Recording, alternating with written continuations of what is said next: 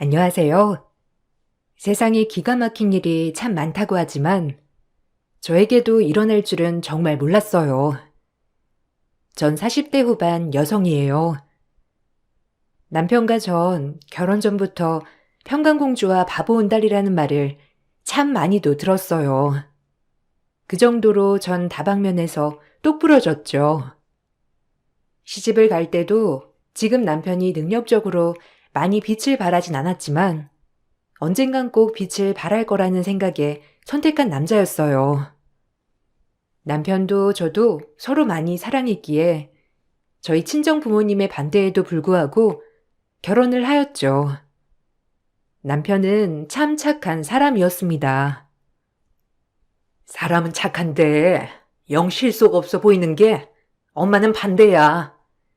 네가 좋다면 어쩔 수 없는 건데 결혼은 신중해야 해.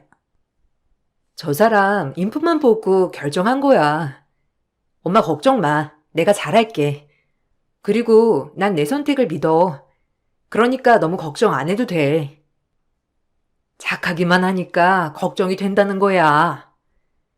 남자가 그래도 줏대도 있고 좀 리더십도 있어야 하는데 딱 봐도 모자라잖아. 엄마, 그렇게 말하지 마요. 난 착한 게 제일 중요해. 사람이 선해야지 악하면 되겠어? 두고 봐. 나 정말 잘 살 거니까. 정말 착하기만 한 사람이었죠. 착한 게 좋아서 선택했지만 너무 착하기만 해서 조금 속상한 부분도 많았어요. 남들 부탁은 절대 거절하지 못하는 사람이었거든요. 시간이 지나도 이 부분은 변하지 않더라고요. 참 많이도 싸웠어요. 아니, 제가 많이 화를 냈죠. 아니, 당신이 동수 씨 카드값을 왜 내주냐고. 당신 앞가림도 제대로 못하면서, 어? 내가 진짜 못 살아, 정말. 아, 미안해. 동수가 이번에 너무 어렵다고 하잖아. 이사도 가야 하고 애들도 있는데 연체되면 안 된다고 하길래 그랬어. 당신 눈엔 동수 씨만 불쌍하고 우리는 안 불쌍해? 우리도 이번 달 마이너스란 말이야. 이건 착한 게 아니라 호구라고. 다시는 안 그럴게. 다음 달에 금방 갚아준다고 했으니까 너무 걱정 마. 동수가 돈 떼먹고 그럴 애는 아니잖아. 안 그래? 남편은 이 정도로 세상 물정을 몰랐어요. 순박하기도 했고 정말 본인에게 아무도 해를 끼친다고 생각을 하지 않았는지 남들의 말을 잘 믿더라고요. 처음엔 화만 냈던 저도 이젠 안 되겠다 싶어 남편의 모든 것을 제가 관리하기 시작했어요. 남편은 그때부터 저에게 모든 경제권을 일임하고 저에게 용돈을 타서 쓰는 삶이 되었죠. 오히려 남편 수중에 돈이 안 들어가니 남들에게 꺼줄 돈도 없더라고요. 저 역시 남편에게 화낼 일도 없었고요. 하지만 안심은 금물이었어요. 어느 날 남편 친구들 부부 모임이 있었죠. 아니, 정석이 너 오랜만이다. 매번 마누라한테 잡혀 살면서 나오지도 못하고 그러더니 오늘은 재수 씨랑 같이 나오니까 나을 수 있었나 봐. 에이, 재수 씨, 정석이 좀 풀어주세요. 너무 잡고 사시는 거 아닙니까? 우리 자주 만나야 하는데. 어머, 아니에요. 자기 친구들 만나는 건 자유인데 왜 그랬어? 남들이 오해하겠다. 그런 거 아니니까 자주 만나세요. 아, 요새 회사 일이 바빠서 그랬지.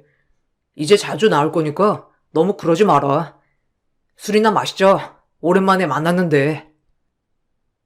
그렇게 분위기가 무르익어 갈 무렵 남편의 친구들은 술이 하나둘 취하기 시작했고 그때부터 약간 남편을 시종 부리듯 부리더라고요. 제가 원체 술을 마시지 않는 사람이라 정말 똑똑히 기억했죠. 술이 한 잔, 두 잔 들어가고 나니 친구들은 남편에게 소주 하나 가져와라, 맥주 가져와라, 편의점에서 뭘 좀 사와라 등등 옆에 제가 있음에도 불구하고 그런 말도 안 되는 심부름을 시키더라고요. 야, 정석아, 뭐하냐?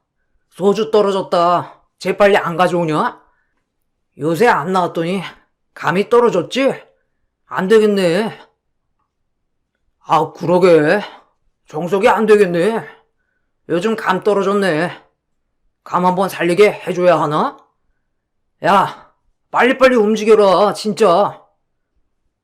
아, 일어난 김에 편의점 가서 술 깨는 약 좀 하나만 사오고, 여러 개 사다 주면 더 좋고, 아주 빠릿빠릿하게 움직여, 어? 친구 관계에 있어서 항상 수평이어야만 하는데 제가 보기엔 수직적인 관계 같았어요. 남편이 너무 착하기도 했던 것이 그런 심부름들을 아무 말 없이 하고 있더라고요. 참 화가 났어요. 그날은 분위기가 흐릴까봐 더 이상 말은 하지 않았지만 집에 와 남편에게 물었습니다. 혹여나 남편이 자존심이 다칠까 조심스레 말이에요. 그날은 제가 자존심이 너무 상했거든요. 아니, 자기 친구들 맞아? 학교 다닐 때부터 친했다며. 아까 보니까 무슨 자기한테 이래라 저래라 하는 게 좀 아니던데? 아, 남자들끼리는 원래 그렇게 행동하기도 해. 자기 너무 걱정 마. 그냥 원래도 장난치면서 그렇게 말하기도 하니까. 장난이 아닌 것 같아서 그래.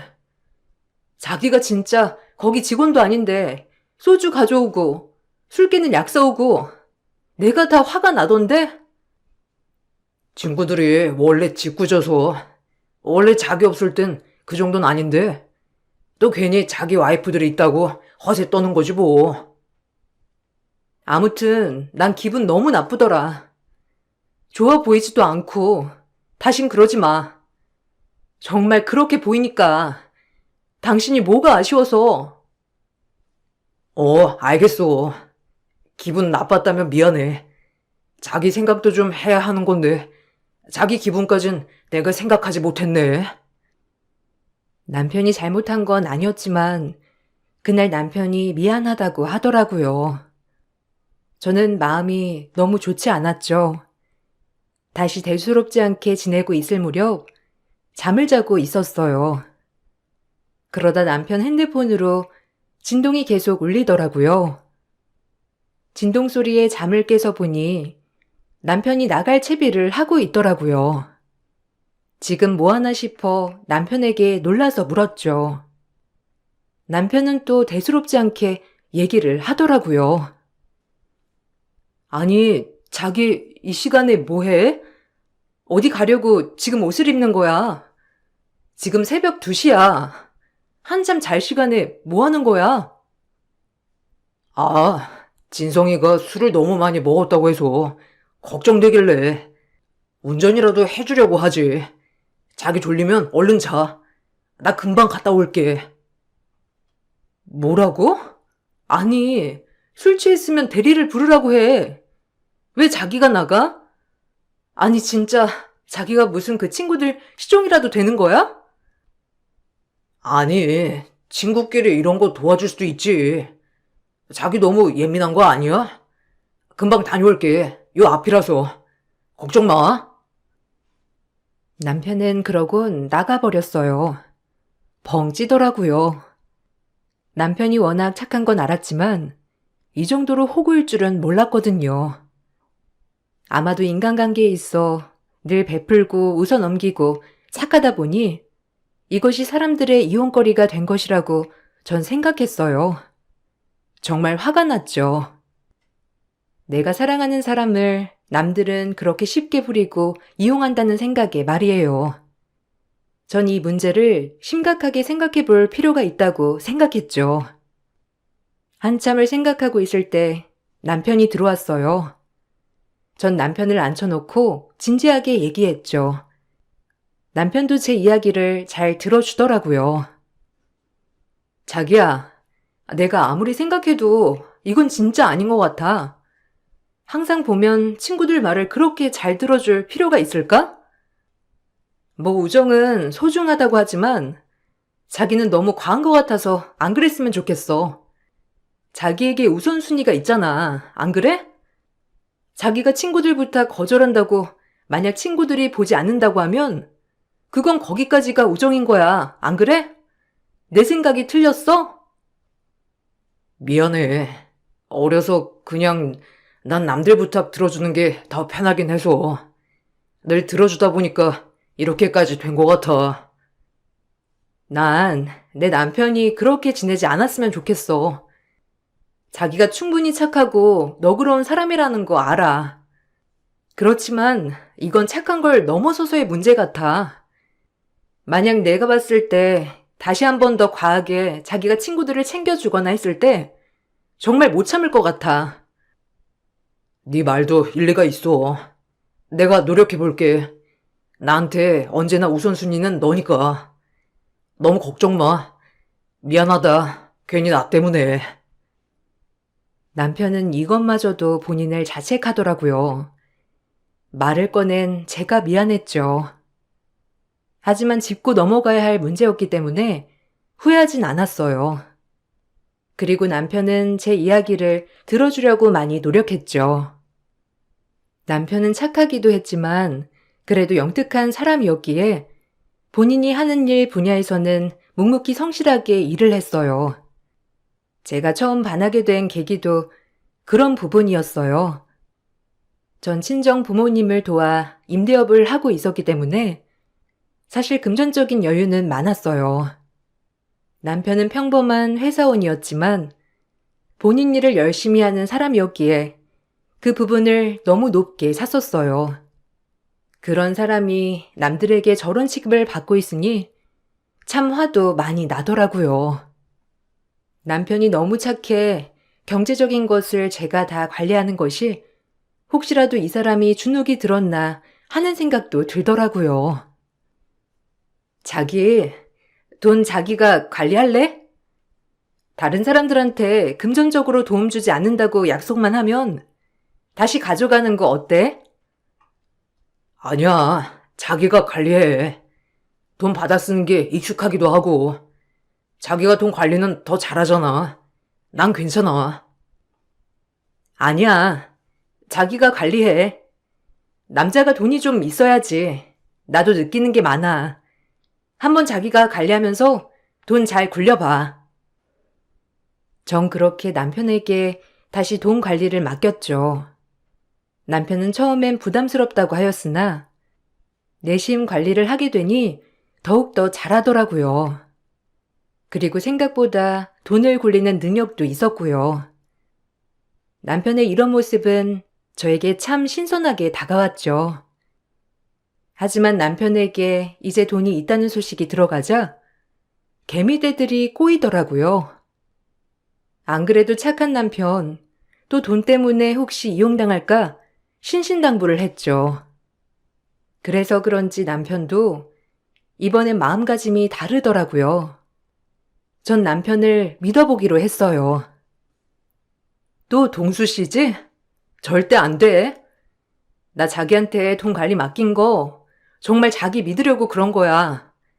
그러니까 자기도 믿음을 줘. 알겠어. 이번에 실망시키지 않을게. 네가 제일 중요하다니까. 그러니까 이번엔 날 믿어봐. 나도 실망시키지 않을게. 또한 친구들에게 너무 착하기만 했던 남편은 제 부탁으로 친구들을 조금씩 끊어내고 한결 편안해 보이기도 했어요. 가끔 남편의 문자를 들여다볼 때면 친구들이 아주 입에 담지 못할 욕을 하기도 했지만 그런 사람들은 애써 무시하라고 했죠. 와, 네가 이런다 이거지? 우리 17년 친구 아니었냐? 참나. 결혼하더니 정말 돌변이네. 네가 이럴 수 있냐? 너무한다. 좀 대리 좀 해달라는데 그거 하나 못 해줘? 우리 친구 맞냐? 내 인생에서 너란 친구는 지울 거다. 그렇게 알아라. 친구들의 문자를 보고 나니 할 말이 없었죠. 정말 친구들에게 남편은 호구였어요.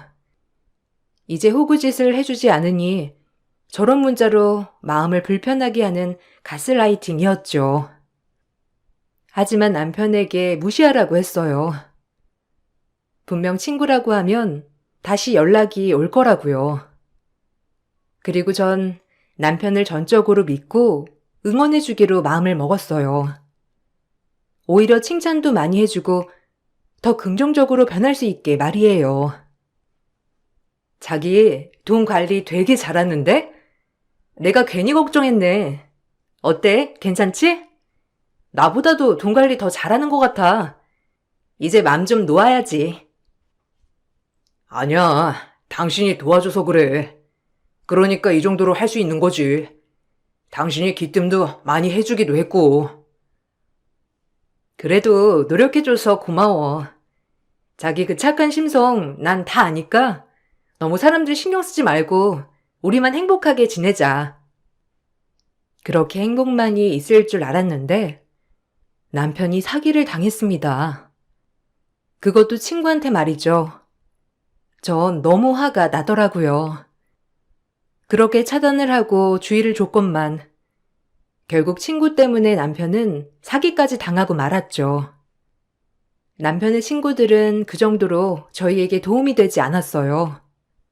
화도 너무 났지만 실망한 남편에게 위로라도 해줘야겠다는 마음도 있었죠. 하지만 정말 용서할 수가 없더라고요. 남편에게 접근해서 돈을 사기쳤다는 게 전 일단 경찰에게 신고를 해두고 지금 사태를 어떻게 해야 할지 생각했어요. 미안해. 내가 무리하게 하지만 않았어도 이런 일은 없었을 텐데. 결국 난 안 되나 봐, 혼자서는. 아휴, 어쩌지? 사기친 놈이 나쁜 놈이지. 자기가 뭐가 잘못이야? 내가 친구들 믿지 말라고 했잖아. 일단 추스르고 정리해보자. 내가 인철이 말을 듣는 게 아니었는데 내 욕심이지 뭐. 이래서 욕심 부리면 안 된다니까. 미안해 정말. 남편이 엄청 자책을 하더라고요. 그렇게 남편은 이제서야 믿을 사람은 아무도 없구나라고 생각하는 것 같았어요. 너무 속상했지만 오히려 이 기회에 남편도 많이 배웠겠구나 생각을 했죠. 그렇게 7년 남편은 밤낮 없이 본인이 사기당한 걸 메꾸려고 사방팔방 열심히 뛰어다니며 일을 했습니다. 그리고 저도 제 일에 조금 더 집중하며 7년을 보냈죠. 힘든 나날 일도 있었지만 옆에서 저렇게 사방팔방 열심히 뛰어다니는 남편을 보니 미소가 지어지더라고요. 친정 부모님들도 이제서야 남편이 마음에 드는 듯 했죠. 김서방이 너랑 결혼했을 때랑 눈빛이 다르다. 선한 건 있었는데 이제 좀 악바리가 있어졌달까? 진작 절해야지. 남자라면 저렇게 악바리가 좀 있어야 돼. 그래야 처자식 안 굶기고 먹여 살리지. 여하튼 이제서야 엄마가 마음 좀 놓겠어. 정말? 요즘 김서방 진짜 열심히 해. 엄마가 그렇게 봐주니까 너무 좋다. 가뜩이나 엄마 눈치 많이 보는 사람이잖아. 엄만 너 걱정되니까 그랬던 거지. 이젠 마음 편해졌어. 저런 마음 갖고 살면 안 될 수가 없지. 잘 됐다.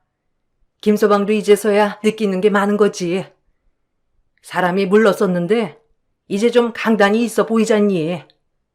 이젠 여한이 없다. 엄마도 걱정도 덜었고. 엄마는 내심 말은 안 하셨지만 늘 하나뿐인 딸이 고생할까봐 전전긍긍하셨죠. 하지만 남편의 변한 모습에 한시름 놓았습니다. 저 역시도 남편이 변한 모습에 매우 만족했죠. 착한 성품이 좋아 결혼을 했지만 그래도 결혼하면서 힘든 부분은 있었거든요. 그런 부분까지 보완이 됐다고 생각하니까 너무 좋더라고요. 작정하고 사기친 사람은 아직 못 잡았지만 경찰에서도 해결해주고 있는 부분이었고요. 그렇게 저희는 열심히 살아갔습니다. 남편도 이젠 어느 정도 친구들도 끊어내기도 했고요. 가족이 제일 소중한 거였는데 내가 그걸 너무 늦게 알았어. 세상에 믿을 사람 없다는 것도 너무 바보 같지?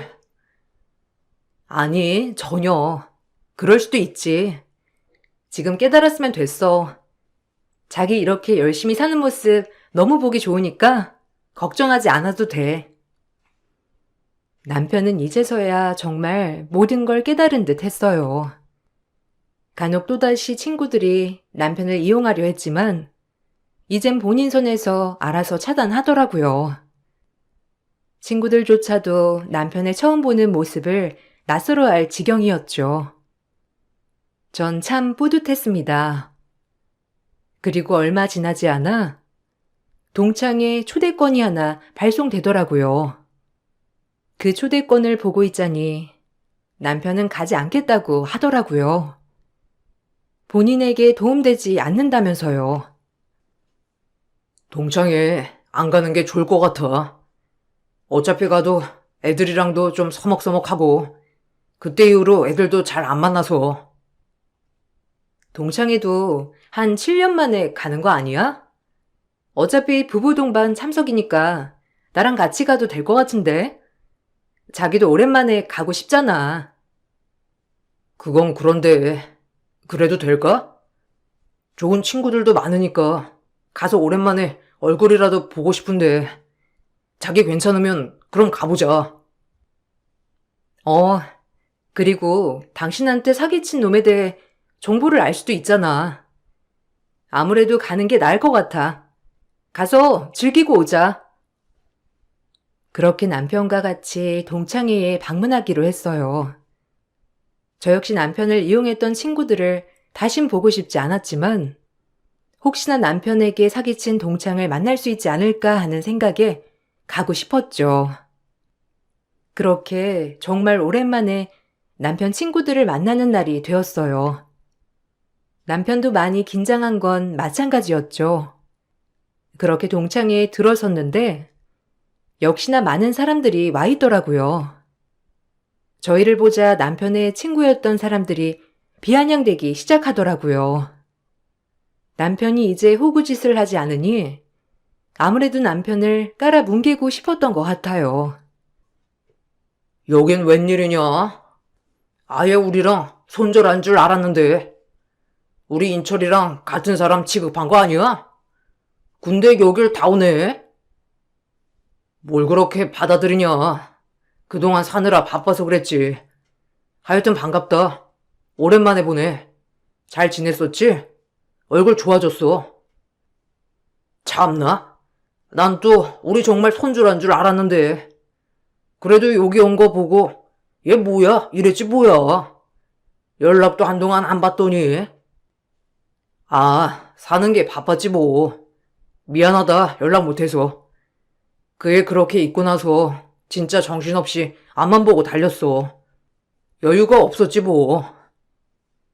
돈 떨어져서 온 건 아니고 혹시라도 돈 빌릴 거면 바로 차단이다.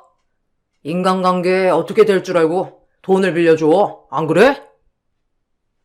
오히려 저희가 동창회에 들어서니 저희가 사기를 당해서 굉장히 어려운 줄 아는 사람들이 많더라고요.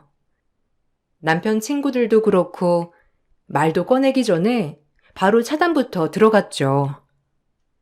그것을 보고 있으니 정말 모 눈엔 뭐만 보이는구나 라는 생각이 들더라고요. 친구들은 그렇게 남편에게 또 한 번 비아냥 대더라고요. 신경 쓰지 않았습니다. 인성들이 저러한 것을 어찌하나 싶었죠. 그렇게 자리에 착석하여 혹시라도 무슨 정보라도 들을까 싶어 앉아있는데 남편 친구들의 부인들이 와서 속을 뒤집더라고요. 어머, 정석 씨, 요새 소식 들었는데 잘 안 나온다면서요? 아니, 저는 그렇게 집에서 아내가 남편 꽉 잡고 있는 것도 이해가 안 가더라고요. 어떻게 하면 그렇게 남편 꽉 잡고 사는지 비법 좀 알려줘요. 아니, 얘기 들어보니까 꽉 잡고 사신다는데? 그러게요. 우리 남편한테 물어보니까 정석 씨가 결혼하고 정말 돌변했다던데요? 근데 너무 그러지 마요. 뭐가요? 아니, 무슨 얘기를 들으셨길래? 그냥 가까이 하는 게 좋아 보이지 않아서 그랬던 건데 다들 단단히 오해하고 있나 보다. 좋은 친구였으면 과연 제가 그랬을까요? 다들 남편들 언제쯤 들어오세요? 그게 좋으세요? 그렇다면 어쩔 수 없죠 뭐. 제가 이렇게 맞받아치자 남편 친구들 와이프는 말이 없었어요. 그 남편의 그 부인이었죠. 그러다 그 부인 한 명이 저에게 얘기하더라고요. 듣고는 너무 어이가 없었죠. 그리고 기가 막혔어요. 그리고 코를 납작하게 해줘야겠다고 생각했어요. 우리 부부를 어떻게 봤으면 이런 모임에서조차 무시할 수 있는지 정말 얼토당토 않더라고요. 역시나 다들 상종을 하지 말아야겠다고 생각했죠. 이번 모임만 가지고 다신 발길하지 않으리라는 생각을 가지고 있었죠. 멀리하겠다 생각하면서요. 아니 근데 그때 보니까 고시텔에서 나오던데 내가 고시텔에서 나오는 거 봤어요. 아니 어쩌다 그때 사기 당했다고 들었는데 많이 힘드신가 보죠? 그러게 똑 부러지신 분이 결혼 좀 잘하시지 안 그래요? 그렇게 똑 부러지면 뭐하나? 어머머 정말요? 아니 나도 들었잖아. 요새 많이 힘들어요? 그래도 여기 나온 거 보니까 좀 살만은 한가 보죠? 뭐라고요? 아니 남이야 고시텔에 살든 기아집에 살든 그게 그렇게 중요한가요? 뭔가 단단히 착각하고 계시는데 그런 고시텔 같은 대형 건물 9채가 제 명의예요. 어쩜 좋을까요? 시집도 잘 갔고 재산도 잘 불리고 있는데 배 아파서 어째요? 제 말이 끝나자마자 그들은 얼굴이 사색이 되더라고요. 고시텔에서 사는 줄 알았던 제가 그런 건물 9채나 가지고 있다는 얘기를 들으니 화들짝 놀란 거죠. 그걸 떠나서 제 말을 엿들은 남편 친구 동창생도 얼굴이 썩어지더라고요. 얼마나 웃기던지. 아니, 9채라뇨? 야, 정석아, 네 와이프 말이 사실이냐? 건물이 9채라고? 아니, 너 사기당해서 쫄딱 망한 거 아니었어? 그건 그냥 내가 관리하고 있던 금액 일부분이 사기당한 거고, 원래 가지고 있던 건물들이야, 저건. 왜요?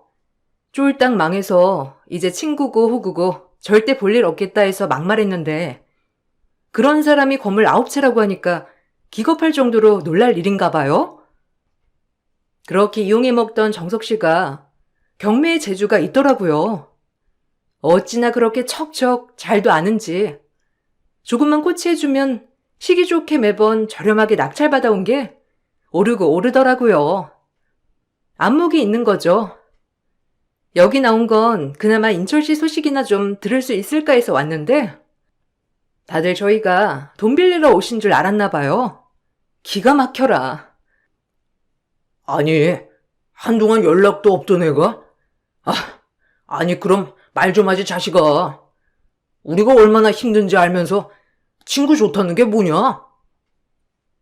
저의 말이 떨어지기 무섭게 동창생들은 하나둘 몰려오더니 남편 곁으로 몰리기 시작했어요.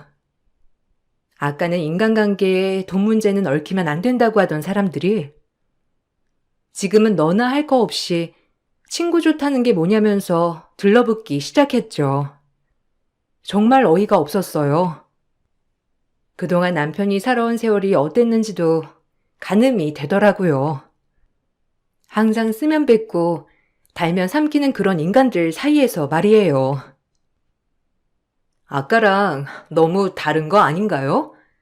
아까는 돈 문제는 절대 엮이면 안 된다더니 지금은 무슨 친구 좋은 게 뭐냐니.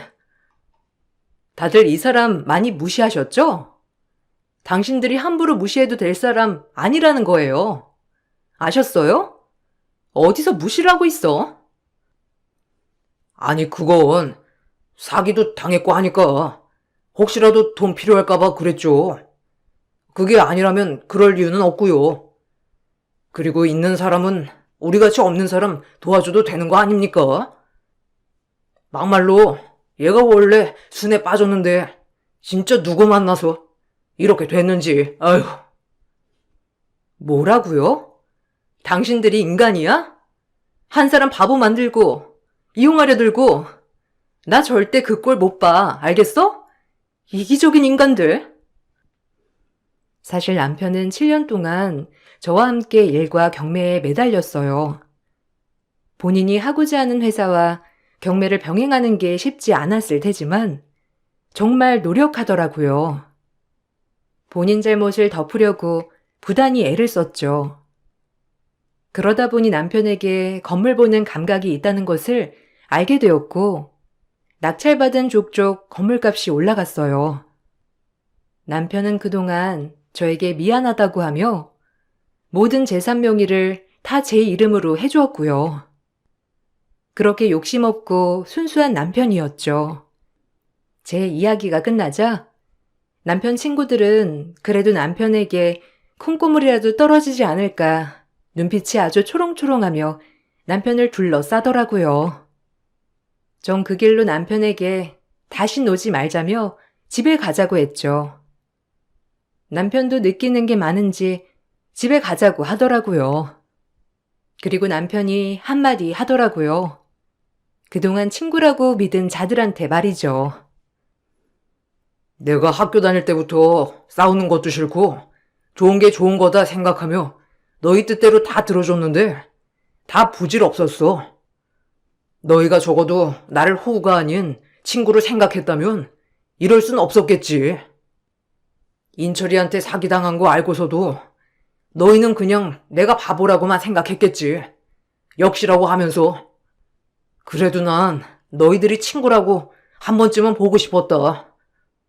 근데 오늘 와보고 확실히 알았어. 역시는 역시더라.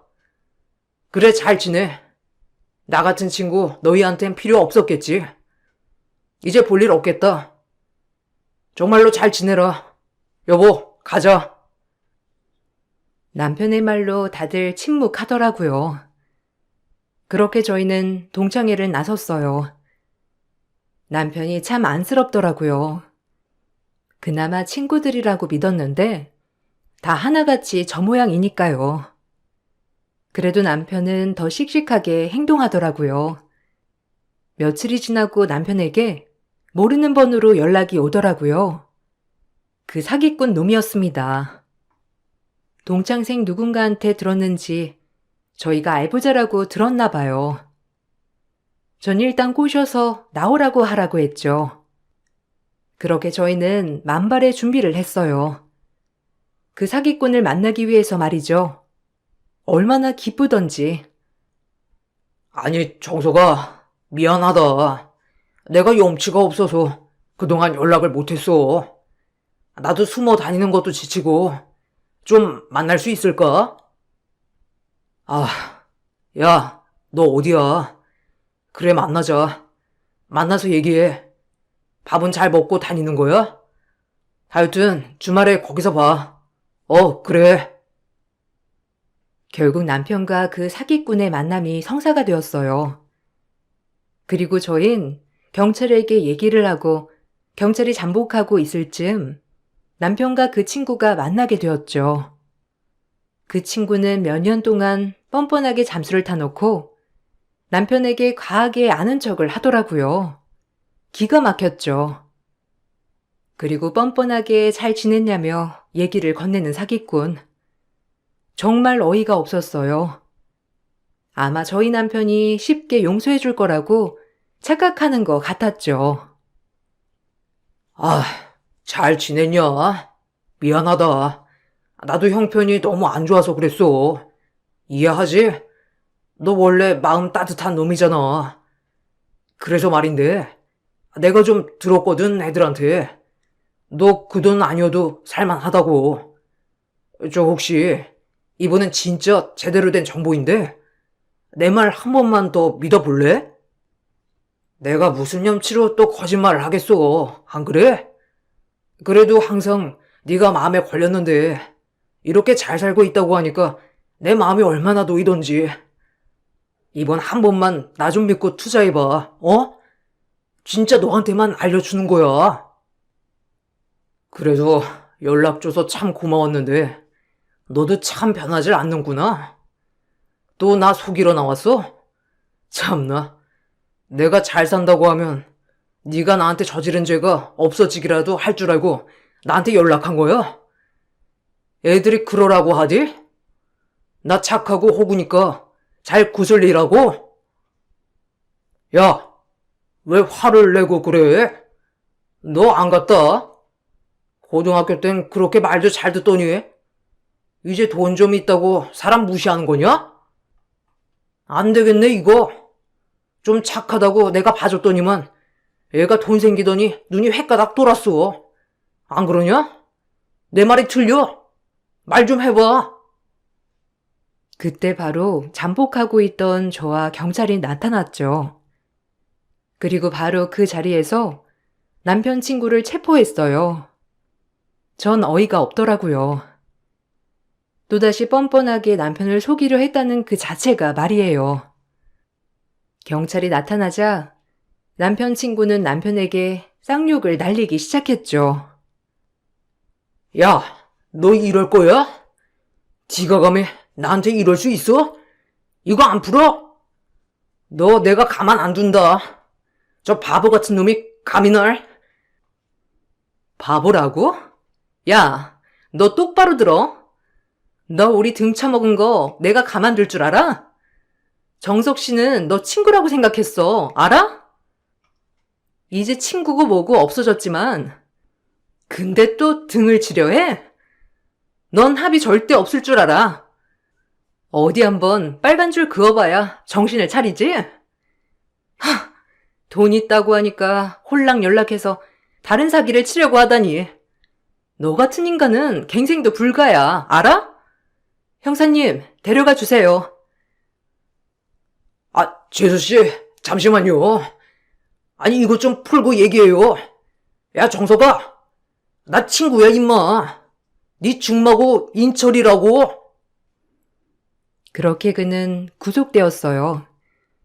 사기꾼의 부인이 와서 저희에게 제발 합의 좀 해달라며 빌었지만 전 합의를 해주지 않았어요. 그날 와서 사과를 했다면 아마 합의를 해줬었겠죠. 하지만 그날도 남편에게 또 사기를 치려고 하는 걸 보고 저나 남편은 완전 마음을 굳혔답니다. 그렇게 남편의 모든 친구 관계는 끝이 났어요. 오히려 사업을 하면서 알게 된 사람들과 지금은 더 가깝게 지내고 있어요. 그 사람들은 남편을 존중하고 배려해 주거든요. 이번 일을 계기로 내 곁에 두어야 할 사람, 두지 말아야 할 사람이 명확해졌다고 남편은 얘기합니다. 40대가 될 때까지 순수하기만 했던 남편은 여러 일을 겪고 나서 정말 강한 사람이 되었죠. 내가 이렇게 되기까지는 당신 도움이 정말 컸어. 혼자 힘으로 여기까지 올 수 있었을까? 아마 절대 못했을 거야.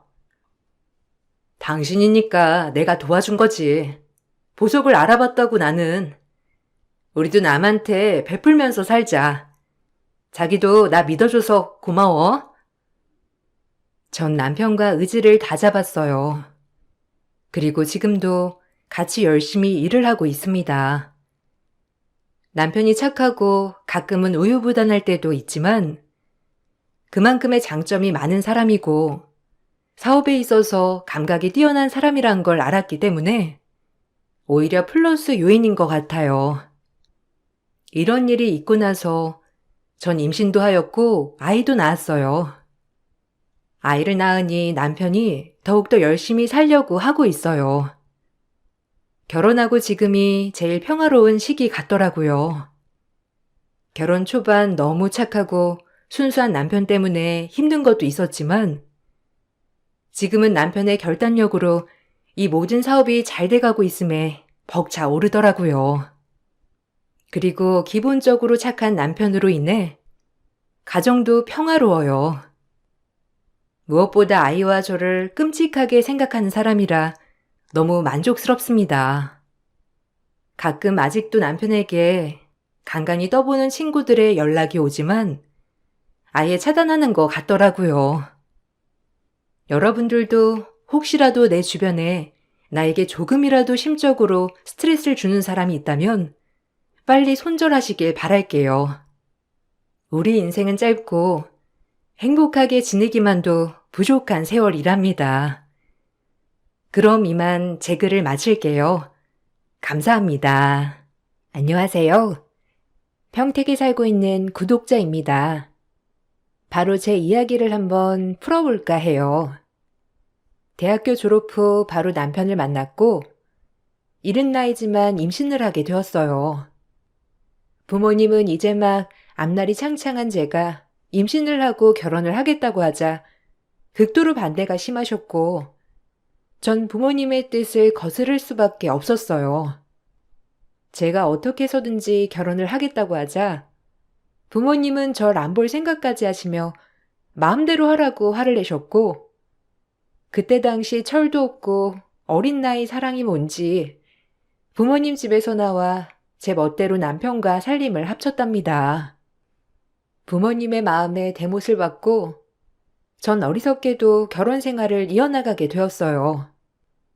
하지만 시어머니 또한 이제 막 대학을 졸업한 별 볼 일 없는 며느리를 좋아할 리가 없었고 그저 저를 본인 아들 신세 망친 며느리라고만 생각하셨어요.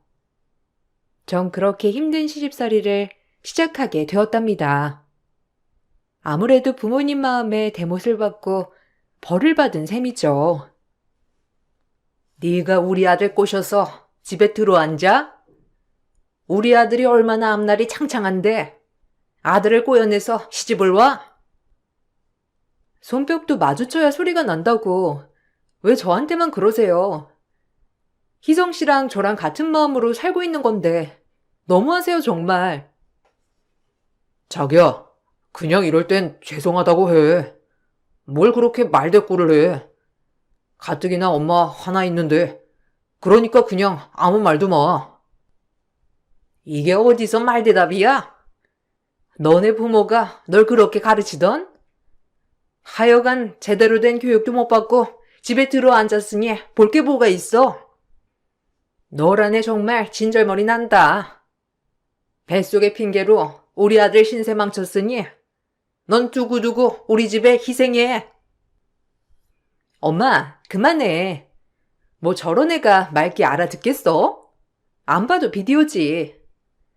남자 잘 만나서 신세 피려고 하는 애들 알잖아. 요즘 세상에 여자가 사회에 나가서 활동을 해야지. 어디 남자 하나 믿고 집에 들어앉아? 진짜 웃기는 기집애 아니야? 내가 속상해서 우리 아들 취직하면 저런 애보다 헐 나은 애들이 줄을 설 텐데 왜 하필 저런 애가 들어앉은 거야? 희성 씨나 저나 뭐가 다르나요? 어머님 눈엔 희성 씨만 귀한 아들 같지만 저 역시도 저희 부모님한텐 귀한 딸이에요. 말이라도 못하면 하여튼 꼴도 보기 싫으니까 낮엔 거실에 얼씬 놈아. 내가 너만 보면 혈압이 올라 쓰러지기 직전이야. 혼전 임신으로 살림을 합쳐서 그런지 시어머니와 시누이는 절 대놓고 무시했어요. 가진 게 몸뚱이라 몸뚱이 하나 믿고 본인 아들 신세를 망쳤다며 말이죠. 지금 생각하면 정말 못 참을 것 같은데 그때 제 나이 23살 참 왜 이렇게 당하고 살았는지 정말 어린 시절이라고 생각이 드네요. 남편을 사랑했고 뱃속에 내가 책임져야 하는 아이를 위해서라도 모든 걸 감내하려고 한 결혼 생활이었지만 이따금씩 시어머니의 말도 안 되는 횡포를 견디기란 쉽지 않은 일이었어요. 늘 제 앞에서 저를 모욕하는 언행을 스스럼 없이 하셨거든요. 21세기였지만 전 조선시대를 살아가는 여자라고 해도 가언이 아니었답니다. 어디 저런 애를 들어앉혀? 내가 너 그러라고 대학 보내고 공부시켰는 줄 알아? 네가 취직만 잘하면 저런 애 말고 아주 좋은 여자들이 줄을 쓸 건데. 네가 뭐가 모자라서 네 인생을 망치려고 하니? 내가 너 볼 때마다 속상해서 말이 다 안 나온다. 지금이라도 당장 제대 보내고 새 출발해. 애는 네 알바 아니잖니. 원하면 양육비라도 준다고 하고 끝내버려. 앞니 크게 내다봐. 조건이라면 저도 그렇게 좋은 조건 아니잖아요. 호르몬이 경제적으로 넉넉한 형편도 아니고 엄마 눈에만 귀하고 잘난 아들이지 남들 눈에는 그렇지 않아요. 그러니까 민주한테 너무 뭐라고 하지 마세요. 민주도 얼마나 귀한 자식인데요. 귀한 자식인데 저렇게 부모랑 절연하고 이 집에 들어와 앉아있냐? 네가 어디가 어때서 남들 눈엔 성에 안 찬다는 거야? 덜 떨어진 놈. 여자 보는 눈이 없어가지고 되겠어? 그래, 포기다 포기. 네가 그렇게까지 하는데 내가 뭘 어쩌겠니? 아휴, 못 살아. 시어머니는 항상 들으라는 식으로 절 무시했고 남편 하나 사랑한 죄로 모든 걸 감내해야 했던 시간들이었죠. 그러던 어느 날 어머님과 시누이가 웬일로 저에게 살갑게 굴며 말을 걸더라고요.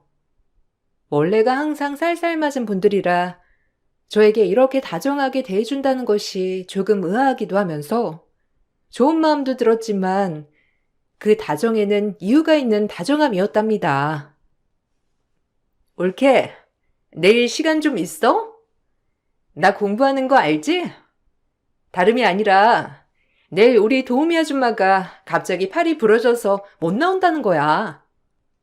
올케가 우리 아들이랑 남편 밥 좀 차려줬으면 하는데 어떻게 생각해? 어차피 올케도 집에만 있잖아. 그래, 너 집에만 있기 심심하기도 할 텐데 가서 좀 도와줘라. 네 시누이 공부하는데 이런저런 신경 쓰면 되겠니? 아, 내일이요? 네, 뭐 시간은 있는데 제가 그렇게 손이 빠르지 못해서 살림이 서툰데 괜찮으시겠어요? 배도 무겁긴 한데. 안 괜찮을 게 뭐야? 살림이야 하면서 느는 거지. 그럼 되는 줄 알게. 내일 우리 아들 학교 끝나고 픽업하고 집에 같이 오면 돼. 아, 그리고 재민이 예민하니까 비 좀 맞춰주고. 내 남편도 퇴근하고 오면 갓 지은 밥 먹어야 하니까 밥상도 부탁할게. 그럼 우리 딸은 다른 거 생각 말고 공부에만 전념하세요. 우리 딸은 법조인이 될 인물이잖아요. 그런 거 전혀 신경 쓰지 마. 결혼을 한 시누이는 로스쿨생이었고 이제 막학기를 남겨둔 학생이었죠. 공부하는 시누이 때문에 시어머니는 늘 그 집의 뒷바라지를 도왔고 그 뒷바라지가 오롯이 저의 몫이 되었어요. 사실 저 역시 집에만 있었기 때문에 도와주는 것은 어려운 일이 아니었고 착한 남편을 생각해서 이 집 식구들과 잘 어울려보고 싶은 마음이었죠. 제가 식구들과 잘 지내야 태어날 우리 아기도 그리고 남편도 다 순탄할 것 같은 마음이 들었거든요. 그렇게 시누이의 집안일을 한두 번 도와주게 되었습니다. 음식 솜씨는 서툴렀지만 조카가 제가 만든 간식과 음식을 참 좋아해 주었어요. 이 모습을 보고 시누이는 저에게 종종 아이를 맡겼는데 그것은 시작에 불과했어요. 처음엔 부탁을, 그 뒤로 명령을 하는 시누이와 시어머니의 행포였거든요. 외숙모가 만든 음식 진짜 맛있어. 그리고 외숙모가 학교에 오니까 완전 다들 젊은 누나 맞다고 되게 부러워했다? 그래? 외숙모가 그렇게 맛있게 음식을 해줬어? 굼벵이도 구르는 재주가 있다더니 참 의외네. 그래 그럼 외숙모 자주 오라고 하자. 어차피 할 일도 없는 외숙모인데 우리 재민이 밥도 차려주고 학원도 픽업해주면 재민이도 좋겠지? 그러라고 해야겠다. 조카가 저를 좋아한다는 이유로 시어머니와 시누이에게 종종 부탁을 받았고 임신 중기까진 괜찮았지만 임신 막달이 되니 남의 집 일을 도와주는 것이 저로서는 너무 힘들었어요. 하지만 힘든 티를 낼 때마다 시어머니와 시누이는 저에게 핀잔을 주며 항상 화를 내었고 착하던 남편도 역시나 남의 편이었는지 처음엔 저를 안쓰러워하더니 점점 시누이와 시어머니 편을 들며 제가 시누이 집안일을 도와주기를 바랬어요. 어디 하나 마음 붙일 곳이 없는 참 서러운 날들이었어요. 재민이가 네가 만든 음식이 그렇게 맛있다고 하는데 너 그냥 좀 가서 도와줘라. 가족 좋다는 게 뭐니? 네 시누이 시험도 봐야 하고 여간 바쁜 게 아니잖아. 그게 보통 시험이니? 자그마치 우리 집안에서 변호사가 나오는 시험인데 난 허리가 아파서 가보고 싶어도 못 가보니까 네가 가서 좀 집안일도 도와주고 재민이도 봐주고 그래. 너도 맡은 바 역할은 해야지. 그래, 당신이 도와줘. 어차피 당신도 집에만 있기 적적해 했잖아. 이 김에 누나랑도 좀 친해지고 그러면 좀 좋아? 그래, 가족 좋다는 게 뭐야. 올케가 이런 일이라도 해야 우리 집에 걸맞은 며느리가 되는 거 아니겠어? 내가 변호사 되면 입싹 씻을 일도 없고 내가 올케 고생하는 거 누구보다도 다 알고 마음 써줄 거니까 부탁 좀 할게. 그럼 해주는 걸로 알게. 그래도 제가 매일 도와드리는 건 좀 힘들 것 같아요. 몸도 무거워지고 사실 중기 때까진 괜찮았는데 말기 되니까 힘들어서요. 누구네 안 낳아봤는 줄 알아? 진짜 엄살 떤다.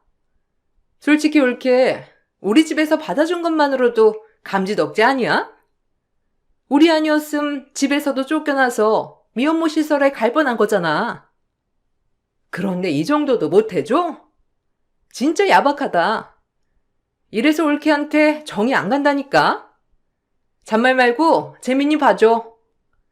이런 거라도 해야 이 집에 붙어있지. 이런 것도 안 하고 그런 꽁밥 먹으려 있어? 무조건 봐줘야 돼.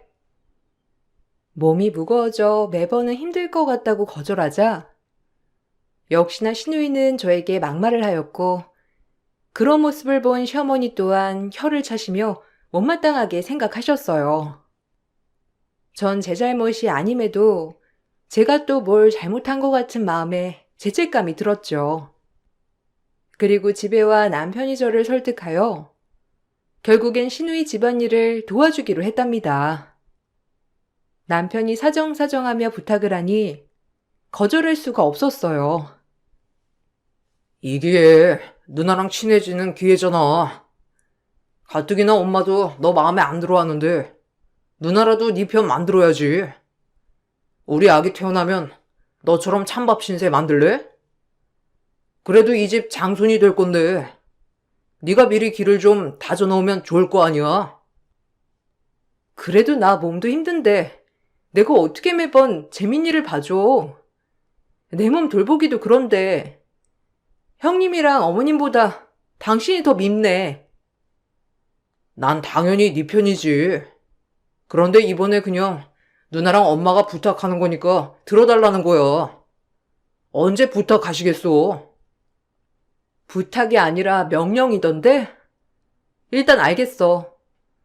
근데 몸이 무거워져서 나도 너무 힘드니까 당신까지 그렇게 동조하진 말아줘. 정 그리하여 시누이의 집안일을 도와주기 시작했고 말이 좋아 도와주는 거지 시누이 집의 가정부나 다름없었어요.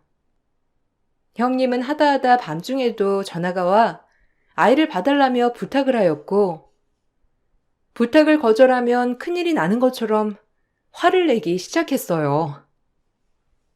옳게, 난데, 나 지금 스터디하러 가야 하니까 재민이 혼자 있거든? 집에 가서 애 좀 봐줘. 애 혼자 있어서 내가 신경 쓰여서 그래. 아, 형님, 저 몸이 안 좋아서 죄송한데 오늘은 못 갈 것 같아요. 혹시 고모부는 늦으시나요? 아님 희성 씨 보낼게요. 뭐야? 아니, 그 정도도 못 해줘? 남들 다 하는 임신 혼자 하는 것도 아니면서 뭘 그렇게 유난이야? 나이도 어린 게? 그 나이 땐 다 얼마나 팔팔한 줄 알아? 그리고 희성인 취직 준비하랴 바쁜 와중인데 어떻게 애를 봐달라고 해? 네가 좀 봐주란 말이야. 애 하나 봐주는 걸로 더럽게 생색내는 거야 뭐야? 이래서 내가 널 안 좋아한다니까? 무식하게 혼자 임신이나 하고 와서? 형님, 말 다 하셨어요? 아, 기가 막혀. 지금껏 애 봐주고 살림해주고 고마워하진 못할 망정 지금 모욕하시는 거예요? 아, 그래요. 저 혼전 임신해서 이 집안에 들어앉았죠? 그래서 형님이 해준 게 뭔데요? 뭘 그렇게 해주셨길래 저한테 이런 말 하시는 거냐고요? 돌았네. 이게 말을 아주 막 해? 너 엄마한테 다 말해서 가만 안 둘 거야. 네가 나한테 이러고도 우리 집에 붙어 있을 줄 알아? 붙어 있으라고 해도 안 붙어 있을 거네요. 무식하기도 어쩜 이리 무식해? 이런 사람이 무슨 법조인이 된다고? 끊어요. 전화를 참지 못하고 전화를 끊어버렸고, 임신 기간 내내 스트레스를 하도 받은 탓에 결국 8개월 만에 조산을 하였어요. 아기는 너무 작아 인큐베이터 안에 들어가게 되었고, 아이를 낳고 보니 친정 부모님이 너무 생각이 났습니다. 이렇게 날 힘들게 낳으시고 예쁘게 길러주셨는데 내가 정말 부모 마음에 대못을 박았구나 하고 말이에요. 하지만 부모님은 제 출산 소식을 들으시곤 한 걸음에 병원으로 달려와 주셨고 못난 딸 이렇게 용서를 해주셨어요. 처음으로 저희 부모님과 시어머님이 마주하게 되었고 시어머님은 저희 부모님을 보자마자 저에게 하던 것처럼 막말을 해서 친정 부모님은 노발대발 하셨어요. 이렇게 나가서 애 낳고 나니까 속이 후련해? 네 몸을 얼마나 못 챙겼으면 조산을 해. 너 괜찮은 거야? 나쁜 것. 연락도 한 통 안 하고 나가란다고 진짜 나가? 엄마 아빠가 얼마나 그동안 마음을 졸였는데 많이 아팠지 내 딸. 엄마 미안해. 엄마 마음에 상처 남겨서. 그래도 이렇게 와주고 너무 감사해요.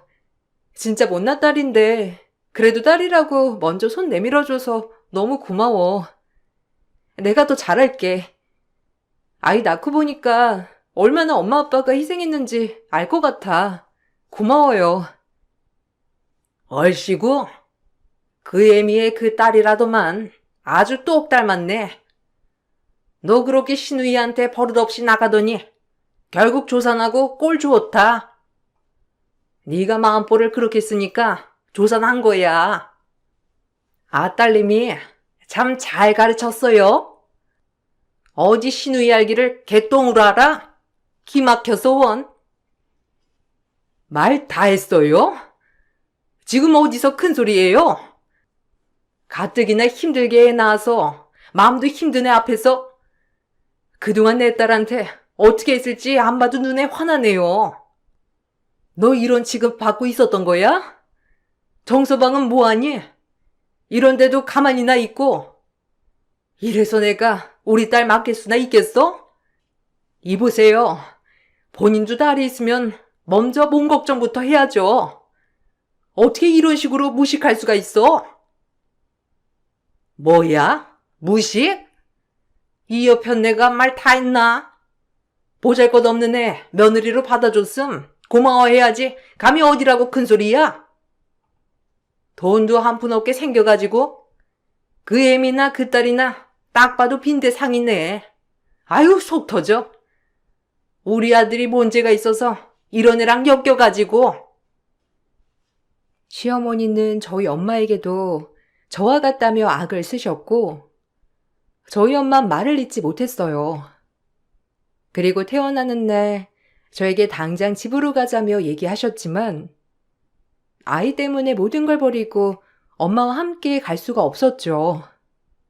저도 엄마라고 행복한 가정 속에서 아이를 키우고 싶었거든요. 나 하나 참고 아이에게 한부모 가정을 만들어주고 싶진 않았기 때문이에요. 아마 모든 부모들이 그렇겠죠. 시어머니와 시누이가 밉고 또 미웠지만 그래도 아이를 낳으니 용서하기로 하고 마음을 다잡았죠. 아이를 낳고 친정 부모님과도 다시 왕래가 시작되니 그나마 숨이 트이는 것만 같았어요.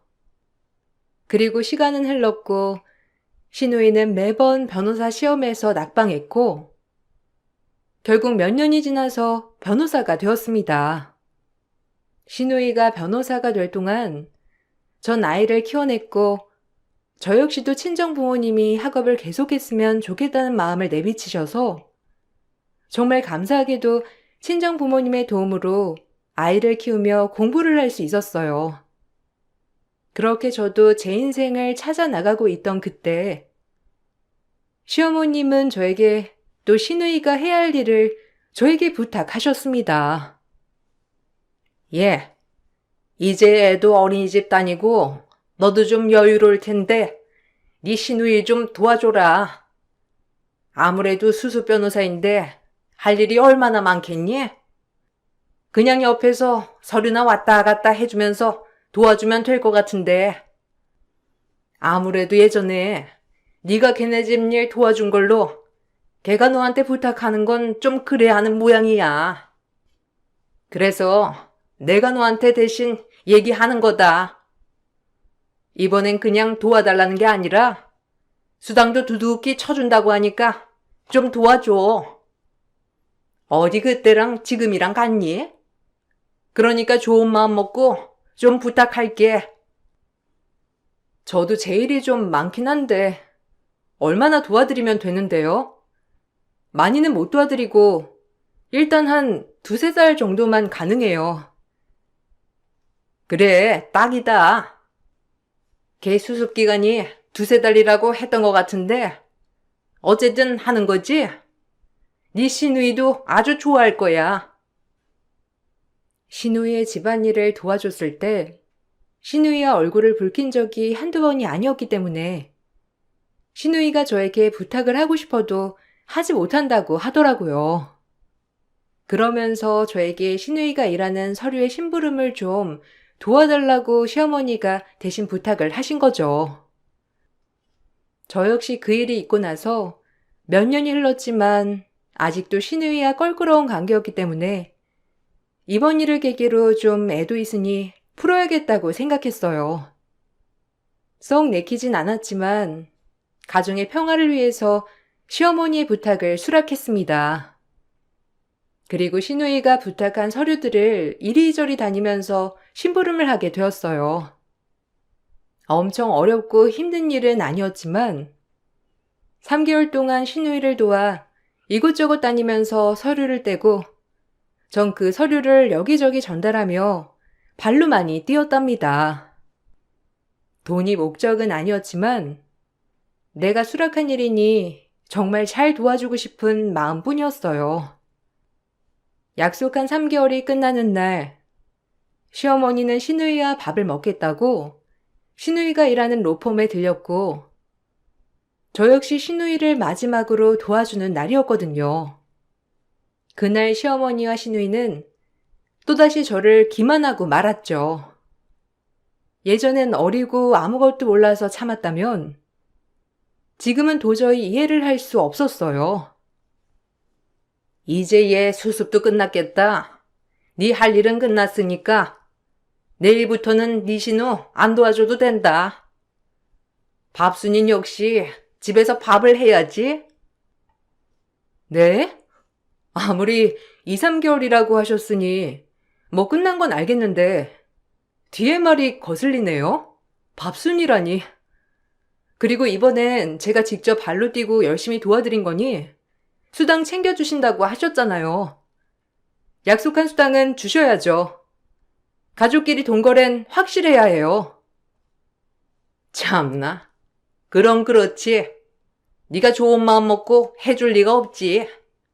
자이했다, 여기. 할 줄 아는 것도 없는 네 주제에 꽤 짭짤하지? 수습 변호사인 신우가 할 일이 많다며 서류 심부름을 도와달란 시어머니.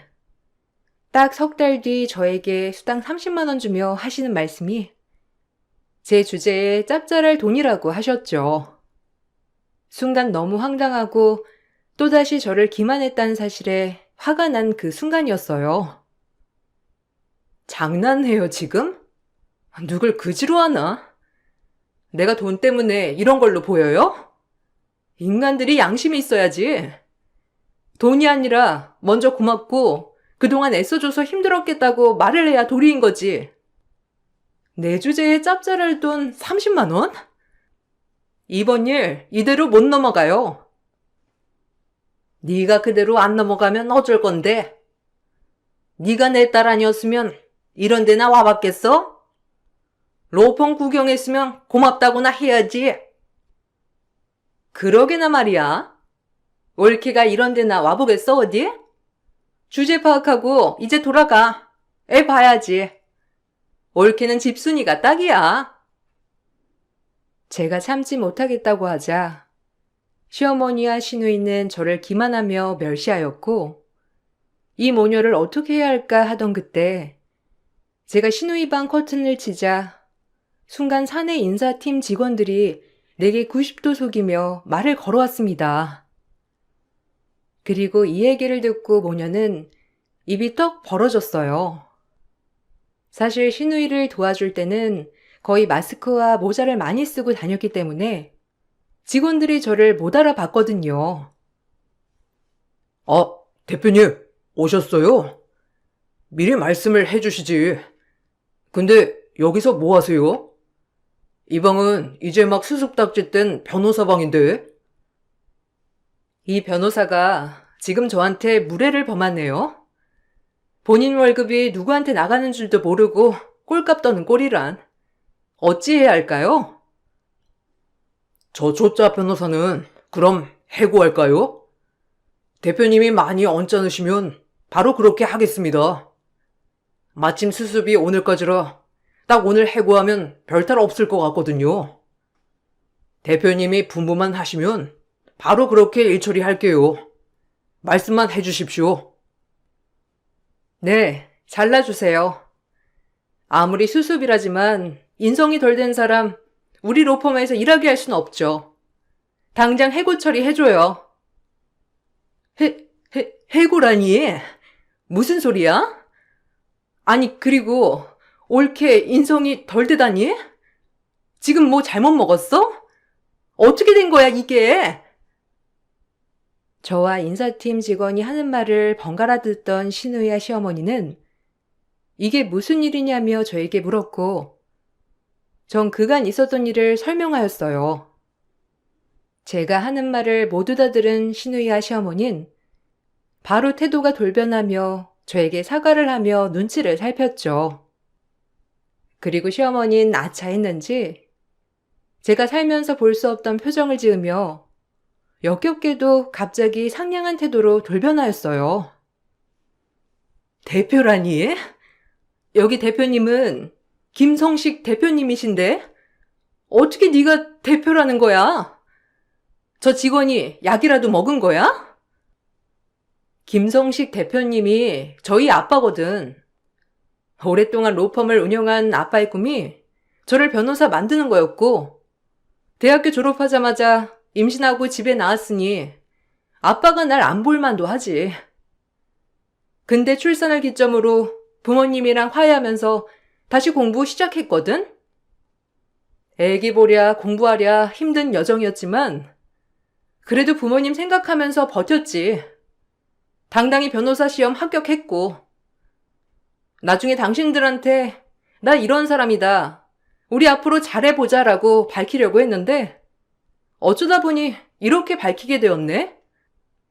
그리고 아빠 건강이 급격히 안 좋아지면서 이 로펌 임시 대표직을 하고 있는데 이 얘기를 내가 안 했지?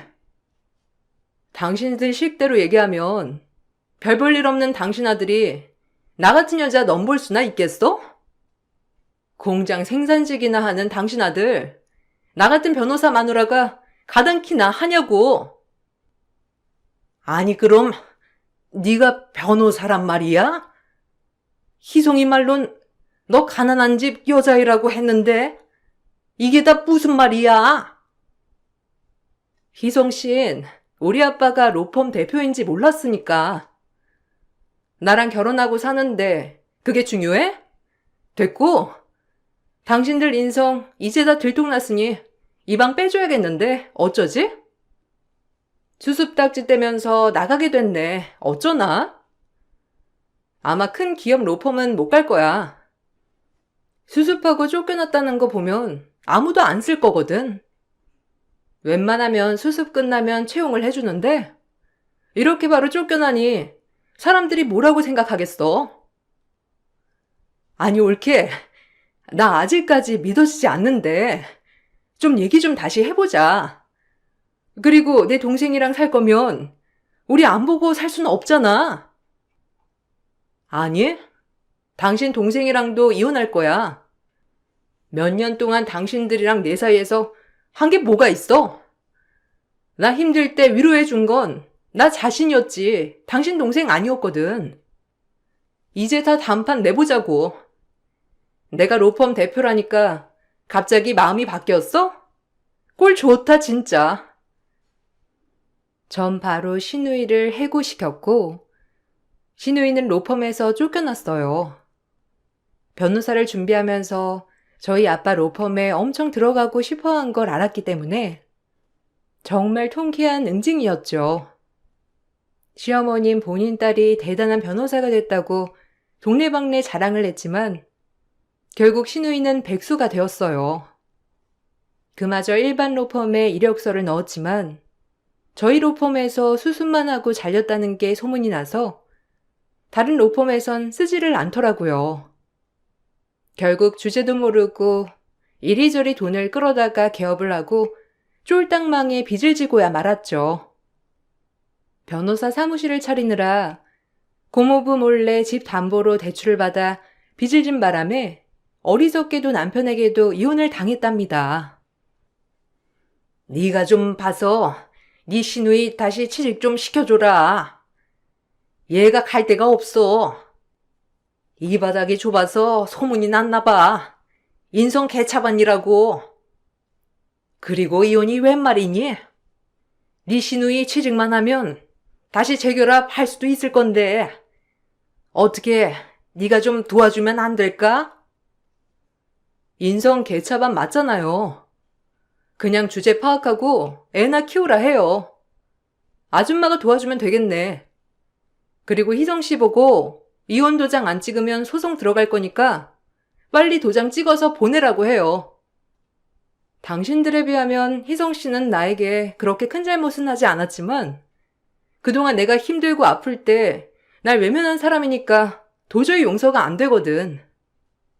그리고 어차피 희성씨랑 같이 있으면 당신들을 안 볼 수도 없는 거고.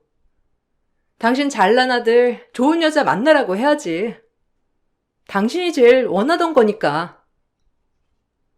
너 같은 며느리가 어디 있다고. 그리고 너네 사이에 애도 있잖아. 어떻게 그리 무자르듯 잘라내니? 내가 다 사과하마. 이제 와서? 참고 살아보려고 했고 더 잘 지내고 싶어서 시누이 심부름 해가면서 관계 회복에 힘썼는데 그때도 당신들은 날 무시하면서 돈 갖다가 멸시했지. 절대 못 참아. 그러니까 그냥 당신들도 이제 내가 하는 대갚음 어디 한번 당해봐. 전 그 이후 남편과 협의 이혼을 했어요. 다행히 저에게 미안했는지 양육권과 친권 모두 넘겨주었고 남편은 절 붙잡지 않았죠. 옆에 있을 때 더 챙겨주지 못하고 그저 제가 참기를 바랐다는 것 인정하면서 그저 미안하다고만 하더라고요. 대신 시어머니는 제가 사과를 받아주지 않자 재산 분할을 요구했고 이혼을 한다고 하니 그제야 본색을 드러냈습니다. 너 그렇게 이혼하고 나갈 거면 재산 분할 해줘야지. 네가 로펌 대표인데 어디 입을 씻으려고 해? 내가 다 주워들었어.